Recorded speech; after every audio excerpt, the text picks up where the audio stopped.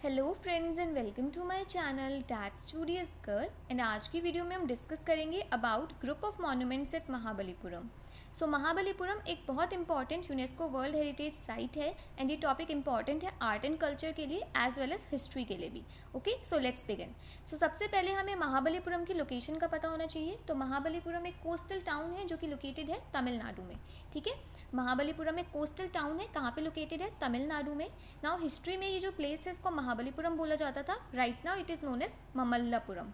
And Mamallapuram ये जो place है ये रिसेंटली बहुत ज़्यादा न्यूज़ में रही थी बिकॉज इंडिया एंड चाइना का 2019 में एक इनफॉर्मल समिट हुआ था जो कि कहाँ पे हुआ था? ममल्लापुरम में। इसमें जो चाइनीज़ प्रेसिडेंट थे जी जिनपिंग, उन्होंने इंडिया को विजिट किया था एट ममल्लापुरम। ठीक है, नाउ ममल्लापुरम एक हिस्टोरिकल साइट है एंड यहाँ पे काफ़ी सारे हिस्टोरिकल मॉन्यूमेंट्स प्रेजेंट हैं। लगभग 40 ancient monuments and Hindu temples यहाँ पे प्रेजेंट हैं जिनको बनवाया गया था during 7th and 8th century CE। ठीक है, तो टाइम पीरियड याद रखिएगा, 7th and 8th सेंचुरी के टाइम पे इन मॉन्यूमेंट्स को कंस्ट्रक्ट कराया गया था। एंड ये जो मॉन्यूमेंट्स थे इनको मेनली कंस्ट्रक्ट कराया था बाय द पल्लवास। ठीक है, तो किस डायनेस्टी के टाइम पे कोई पर्टिकुलर हिस्टोरिकल प्लेस कंस्ट्रक्ट हुई थी वो भी याद रखिएगा। So 7th and 8th century during the Pallava dynasty.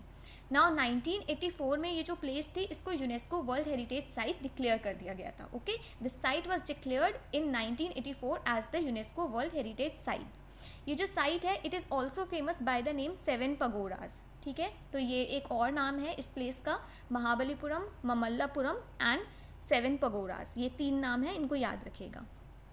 जो भी यहाँ पे मॉन्यूमेंट्स हैं वो मेनली रॉक कट मॉन्यूमेंट्स हैं या मोनोलिथिक मॉन्यूमेंट्स हैं।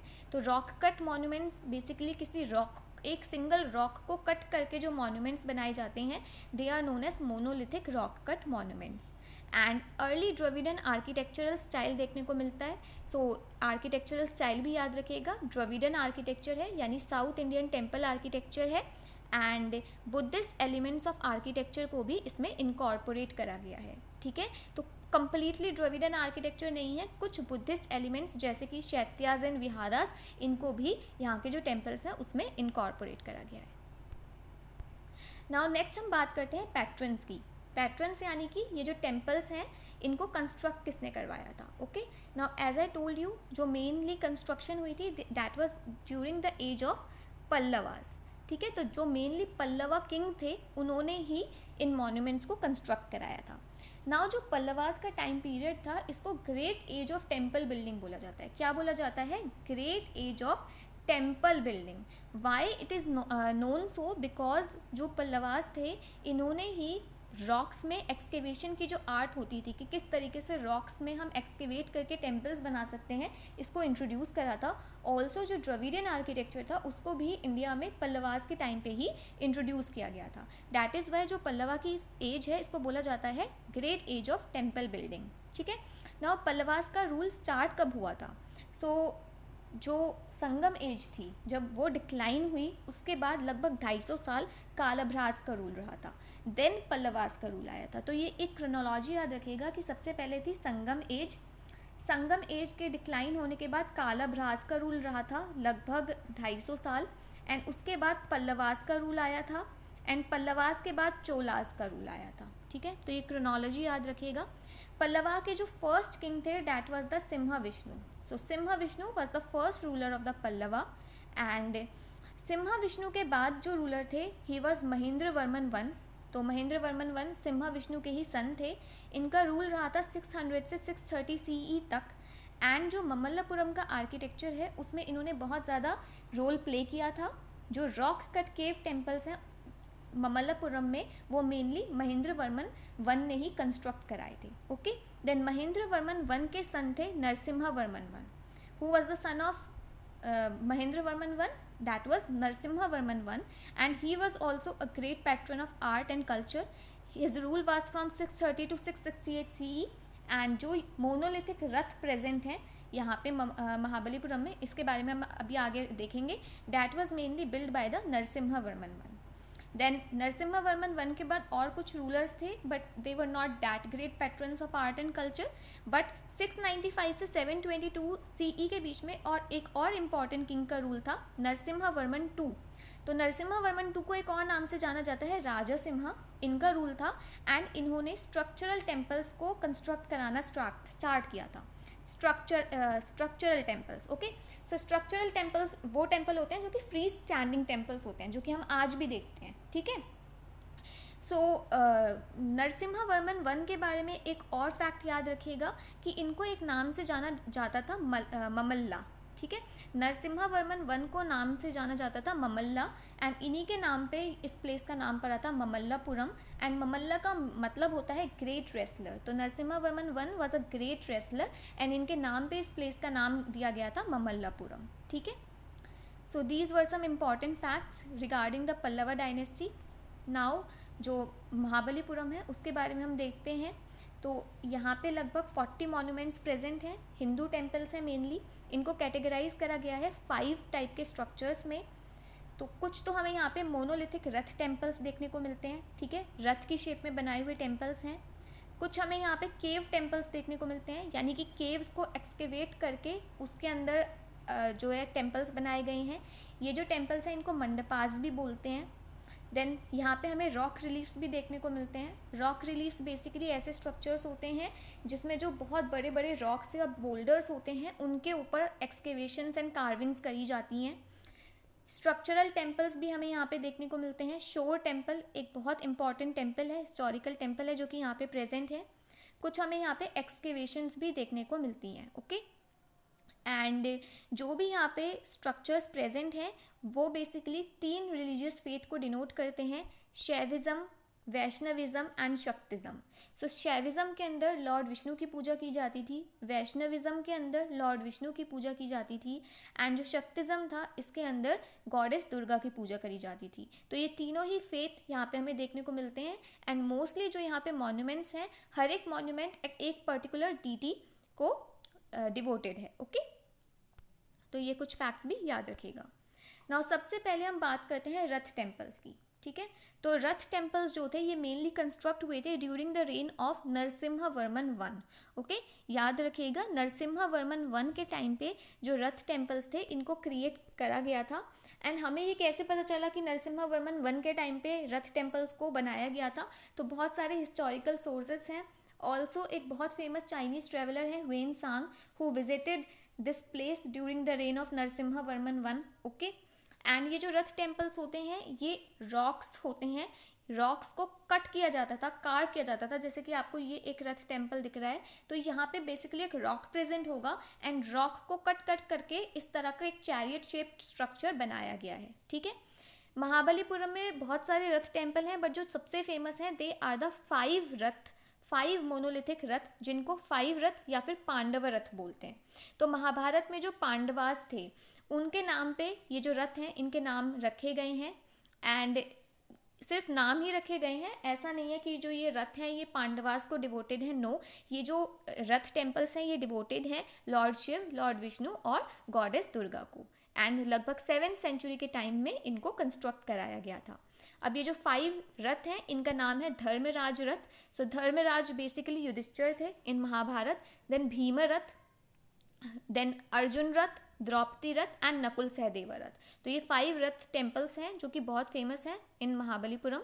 एंड अगर हम इसका कंस्ट्रक्शन स्टाइल देखें तो द्रविडियन आर्किटेक्चर तो है ही, लेकिन जो बुद्धिस्ट आर्किटेक्चर होता था विहारास एंड शैत्यास का, वो भी इसमें इनकॉर्पोरेट करा गया है, ठीक है।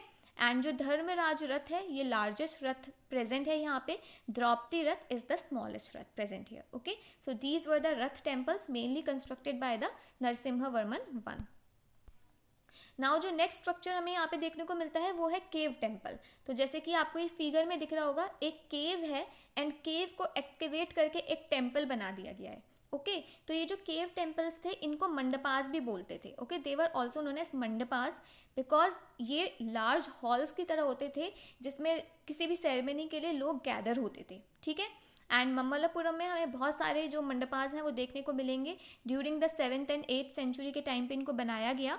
एंड जो इसका क्रेडिट है कि मेनली जो केव टेम्पल्स हैं वो किसने बनवाए थे, तो इसका जो क्रेडिट है वो दिया जाता है महेंद्र वर्मन वन को, ओके। जो केव टेम्पल्स थे वो मेनली किसने कंस्ट्रक्ट कराए थे, महेंद्र वर्मन वन ने। कुछ जो फेमस केव टेम्पल्स यहाँ पे प्रेजेंट हैं that is Varaha, कोतिकाल, Dharmaraja etcetera. ये नाम आप यहाँ पे देख सकते हैं। इसमें जो सबसे फेमस है वो है वराहा केव। तो ये जो फिगर आपको दिख रही है this is of the Varaha cave, this is present in Mahabalipuram, so remember this.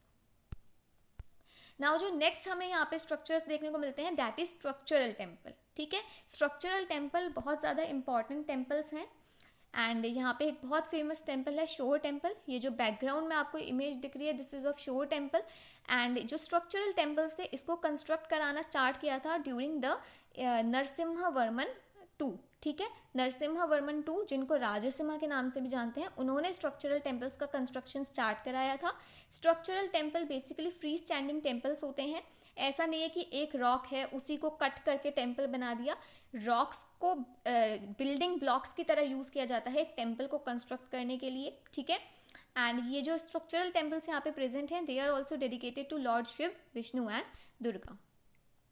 Now shore temple एक बहुत इंपॉर्टेंट टेम्पल है, इसके बारे में हम थोड़ा सा डिटेल में देखेंगे बिकॉज इसका आर्किटेक्चर एग्जाम में पूछा जा सकता है। सबसे पहले तो यही याद रखिएगा कि पल्लवास के टाइम पे कंस्ट्रक्ट हुआ। किसने कंस्ट्रक्ट कराया? नरसिम्हा वर्मन टू ने कंस्ट्रक्ट कराया। देन जो पल्लवा एज है इसको बोला जाता है transition period from rock cut to structural temple. ये एक काफ़ी इंपॉर्टेंट स्टेटमेंट है जिसको एक्सप्लेन करने के लिए दिया जा सकता है एग्जाम में कि ऐसा क्यों बोला जाता है। ऐसा इसलिए बोला जाता है क्योंकि जो सबसे पहले महेंद्र वर्मन थे उन्होंने केव टेम्पल्स बनवाए। देन महेंद्र वर्मन के बाद जो उनके सन थे नरसिम्हा वर्मन वन, उन्होंने रथ टेम्पल्स बनवाए। देन उसके बाद जो नरसिम्हा वर्मन टू थे उन्होंने स्ट्रक्चरल टेम्पल्स बनवाए। तो इसलिए जो पल्लवा एज है इसको बोला जाता है transition period from rock cut to the structural temple. Okay, shore temple की लोकेशन ज़रूर याद रखिएगा, ये लोकेटेड है महाबलीपुरम में। इसको ग्रेनाइट स्टोन से बनाया गया है, नरसिम्हा वर्मन टू ने इसको बनवाया था। एंड जो मेन टेम्पल है this is the main temple. इसके अंदर आपको जो लॉर्ड शिव हैं उनकी मूर्ति प्रेजेंट है इसके अंदर। साथ साथ जो लॉर्ड शिव के व्हीकल होते थे नंदी, उनका भी स्ट्रक्चर यहाँ पे प्रेजेंट है। ये जो मेन टेम्पल है ये 60 फीट हाई टेम्पल है एंड जो इसका स्ट्रक्चर है मेन स्ट्रक्चर ये एक पिरामिडल स्टेप लाइक स्ट्रक्चर है। Okay, stepped pyramidal tower present है। एंड जो मेन टेम्पल है उसके आगे ही एक स्मॉल टेम्पल प्रेजेंट है। मेन टेम्पल के आगे ही एक स्मॉल टेम्पल प्रेजेंट है। देन जो ये मेन टेम्पल है इसके पीछे और 2 टेम्पल प्रेजेंट है इस कॉम्प्लेक्स में जो कि Vishnu and Durga, Lord Vishnu and goddess Durga को डिवोटेड है। ठीक है, तो ये कुछ इंपॉर्टेंट फैक्ट्स थे regarding the shore temple at Mahabalipuram. This is a very important temple, इसके बारे में सारे फैक्ट्स को याद रखिएगा। देन एक और टेम्पल यहाँ पे प्रेजेंट है उलाकनेश्वरा टेम्पल।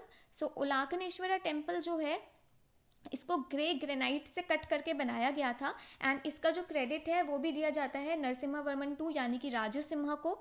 बट ये जो टेम्पल है ये काफ़ी ज़्यादा जो इसका सुपर स्ट्रक्चर है वो तो मिसिंग ही है, काफ़ी डैमेज्ड है। तो ये जो स्क्वायर शेप बिल्डिंग है बस यही बची है, इसके ऊपर जो इसका मेन सुपर स्ट्रक्चर होगा वो एक्चुअल में मिसिंग है।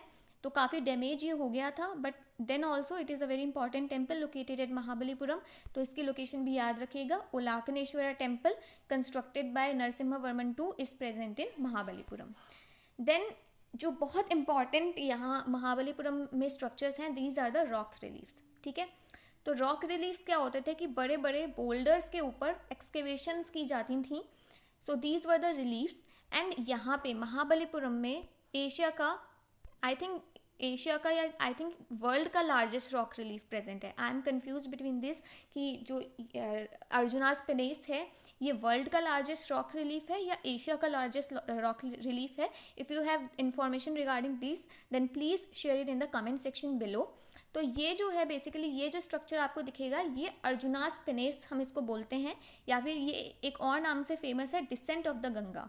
एंड ये एशिया का, तो मैं श्योर हूँ कि ये एशिया का largest rock relief structure present है वर्ल्ड में। ठीक है, नाउ ये जो स्ट्रक्चर है इसको हम डिसेंट ऑफ द गंगा क्यों बोलते हैं? बिकॉज इसमें जो एक्सकेवेशंस की गई हैं वो उसमें स्टोरी दिखाई गई है कि किस तरीके से जो रिवर गंगा है वो हेवन से अर्थ पे आई थी। ओके, ऑल्सो इसको अर्जुनास पेनेस इसलिए बोला जाता है क्योंकि जो अर्जुन थे he wanted to win over the evil, तो उसमें किस तरीके से जो लॉर्ड शिव थे उन्होंने अर्जुन की हेल्प की थी ये स्टोरी भी जो रॉक रिलीफ है इसमें दिखाई गई है। तो रॉक रिलीफ में बेसिकली होता यही था कि जो रॉक्स होते थे उसके ऊपर पेंटिंग्स करी जाती थी एक्सकेवेट करके, एंड कोई ना कोई स्टोरीज दिखाई जाती थी। ओके, तो ये बहुत इंपॉर्टेंट स्ट्रक्चर है। डिसेंट ऑफ द गंगा के नाम से इसको जाना जाता है, अर्जुनास पेनेस के नाम से भी जाना जाता है, एंड ये प्रेजेंट है महाबलीपुरम में, और ये एशिया का लार्जेस्ट रॉक रिलीफ स्ट्रक्चर है, ये फैक्ट भी याद रखिएगा।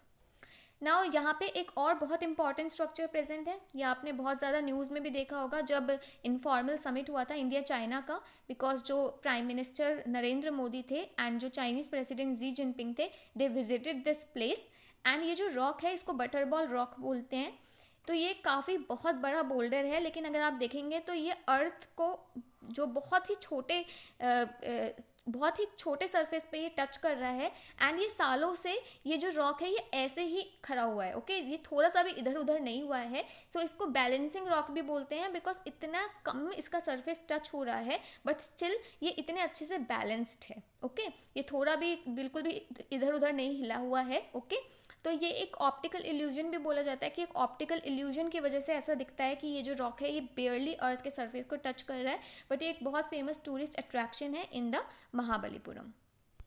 सो जितनी भी इम्पॉर्टेंट प्लेसेस थी महाबलीपुरम में एंड जो इम्पॉर्टेंट हिस्टोरिकल फैक्ट्स थे रिगार्डिंग द महाबलीपुरम वो हमने डिस्कस कर लिए हैं। सो आई होप आपको समझ में आया होगा एंड टॉपिक अच्छे से आपको क्लियर हो गया होगा। अगर आपकी थोड़ी सी भी हेल्प हुई है इस वीडियो से, then please subscribe to my channel and please hit the like button. Thank you and have a nice day.